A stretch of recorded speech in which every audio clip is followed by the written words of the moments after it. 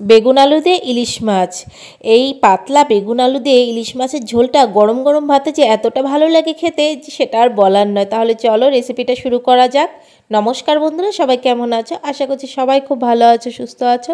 আমরাও ভালো আছি। আবারও নিয়ে চলে এলাম একটা নতুন রেসিপি।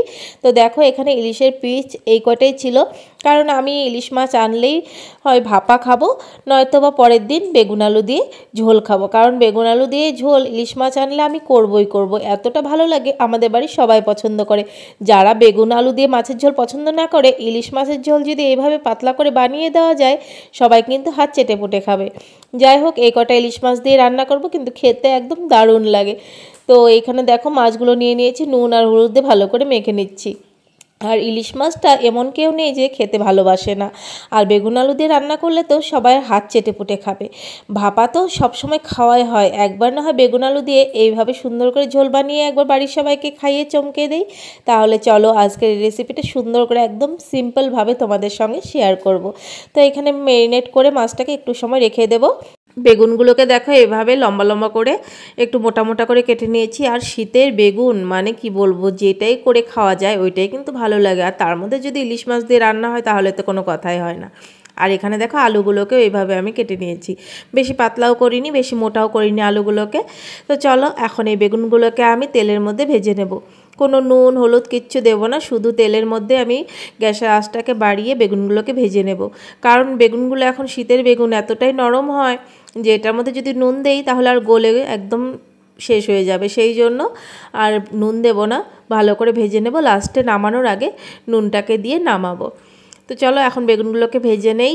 আর এই আলু বেগুন দিয়ে যদি ইলিশ মাছ থাকে তাহলে আর কিচ্ছু লাগবে না, গরম ভাতে এটা দিয়ে একদম খাওয়া হয়ে যাবে দুপুরের বা রাত্রের।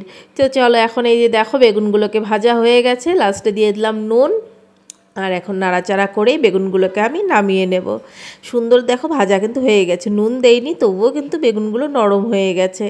এতটাই ভালো বেগুন, শীতের বেগুন তো এমনিতেই ভালো হয়।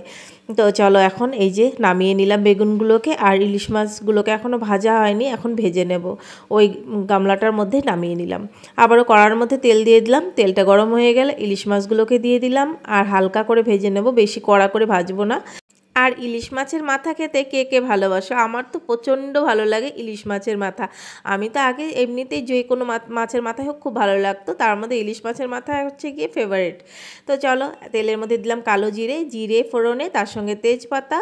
বাস এখন এই যে আলুগুলো দিয়ে দিলাম নুন পরিমাণ মতো। এখন আমি ভালো করে একটু নাড়াচাড়া করে নেব।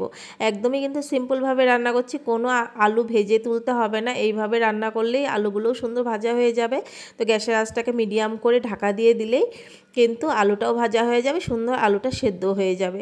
তার মাঝখানে আমি ঢাকা দিয়ে দিয়েছিলাম, আলু সুন্দর সেদ্ধ হয়ে গেছে, ভাজা হয়ে গেছে। আর আজকে আমি বানাচ্ছি একদমই ঘরে বাটা মশলা দিয়ে, মানে ঘরেই তো বাটা মশলা হয়, মানে মিক্সিতে পেস্ট করেছি আমি জিরা আর তার সঙ্গে কয়েকটা পাকা লঙ্কা, কয়েকটা শুকনো লঙ্কাও নিয়েছিলাম। তো যাই হোক ওটাকে আমি মিক্সির মধ্যে সুন্দর করে পেস্ট করেছি। আর জিরে লঙ্কা বাটা দিয়ে যদি ঝোল বানানো যায় তাহলে তো আর মানে কি বলবো, এতটাই ভালো লাগে। তো আজকে ভাবলাম যে না, ইলিশ মাছের ঝোলটা জিরে আর লঙ্কা বেটেই করব, গুঁড়ো দিয়ে করব না। তাই তো দেখো মশলাটাকে ভালো করে কষিয়ে নিলাম, দিয়ে দিয়েছি হলুদ গুঁড়ো আর দিয়ে দিলাম লঙ্কার গুঁড়ো কালারের জন্য। দেখো সুন্দর কষে এসছে আর কালারটা দুর্দান্ত লাগছে। কষানো হয়ে যাওয়ার পর দিয়ে দেবো ভাজা বেগুনগুলোকে। আর বেগুনগুলোকে দেওয়ার পর একটু নাড়াচাড়া করে নিয়ে দিয়ে দেবো জল পরিমাণ মতো। আর এই বেগুন আলু দিয়ে পাতলা ইলিশ মাছের ঝোলটা কিন্তু দুর্দান্ত লাগে। তো দেখো ঝোলও দিয়ে দিলাম। আর এখন বলক ওঠার অপেক্ষায়, বলক উঠে গেলে এটার মধ্যে ভাজা ইলিশ মাছগুলো দিয়ে দেবো। তো দেখো ঝোলটা সুন্দর বলক উঠে গেছে। আর ঝোলে ফেনা উঠলে বুঝতে পারবে কিন্তু নুন কম হয়েছে। তবু আমি নুনটা চেকেই দিই, যদি বেশি হয়ে যায় তাহলে আর খাওয়া যাবে না। কম হলে তো খাওয়া যায়, কিন্তু বেশি হলে কিন্তু খাওয়া যায় না, তাই না? কথা বলতে বলতে ঝোলটা বলক উঠে গেছে, ভাজা মাছগুলোকেও ছেড়ে দিলাম। আর একা হাতে ভিডিও করলে এরকমই হয়, একবার এইদিকে ক্যামেরা যায় একবার এইদিকে যায়। যাই হোক দিয়ে দিলাম এখন ভালো করে ঝোলটাকে আরও ভালো করে বলক উঠিয়ে নেব। আর নুনটাকেও চেকে নুনটাকেও দিয়ে দেবো। তো ভালো করে বলক ওঠানোর কারণ হচ্ছে গিয়ে মাছের যে গন্ধটা ওইটা যাতে পুরোটা ঝোলের মধ্যে ছড়িয়ে যায়, বেগুন আলুর মধ্যে ছড়িয়ে যায়, তাহলেই না ভালো লাগবে। ঝোলটা ভালো করে বলক উঠিয়ে নিয়েছি, লাস্টে দিয়ে দিলাম কয়েকটা কাঁচা লঙ্কা চিরা। কাঁচা লঙ্কা না দিলে ভালো লাগবে না, লাস্টে কাঁচা লঙ্কা দিলে ওই কাঁচা লঙ্কাটা খেতেও কিন্তু বেশ ভালো লাগে। তো চলো এখন নামিয়ে নেই, হয়ে গেছে আমার ঝোল। দেখো নামিয়ে নিলাম, আর দেখতে এতটা ভালো হয়েছে, না দেখতে না খেতেও কিন্তু অসাধারণ হয়েছে। লাল লাল করে বেগুন আলু দিয়ে ইলিশ মাছের ঝোল, যেটা খেতে লাগে মানে দুর্দান্ত। বারবারই বলছি, আসলেও এইভাবে যদি রান্না করে খাওয়া যায় বেগুন আলু দিয়ে ইলিশ মাছের ঝোল, বাচ্চা থেকে বড়রা সবাই হাত চেটে পুটে খাবে। গরম গরম ভাতে এই পাতলা ঝোল থাকলে আর কিচ্ছু লাগবে না। দেখতে কেমন হয়েছে অবশ্যই কিন্তু আমাকে জানাবে। খেয়ে তো বলতে পারবে না, কিন্তু দেখে তো বলতে পারবে কালারটা কেমন হয়েছে।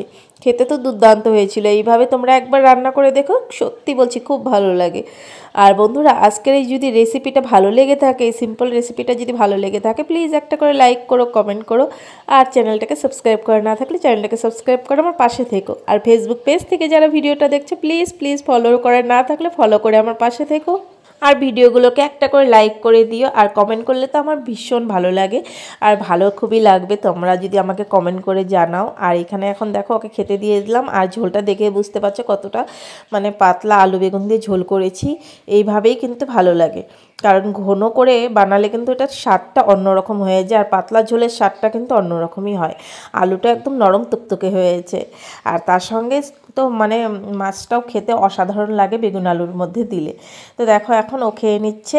আর তাহলে চলো আজকে ভিডিওটা আমি এখানেই শেষ করছি। কালকে আসবো আবার কোনো একটা রেসিপির সঙ্গে, নয়তো বা কোনো একটা ভ্লগের সঙ্গে। কারণ আমার চ্যানেলের মধ্যে আমি ভ্লগটাও শেয়ার করি। প্রথমে তো ভ্লগই শেয়ার করতাম, কারণ স্মৃতি হিসাবে রয়ে যাবে আমার চ্যানেলে, সেই জন্য। আর ও খেয়ে কী বলছে দেখতেই পাচ্ছ। চলো এখনকার মতো টাটা।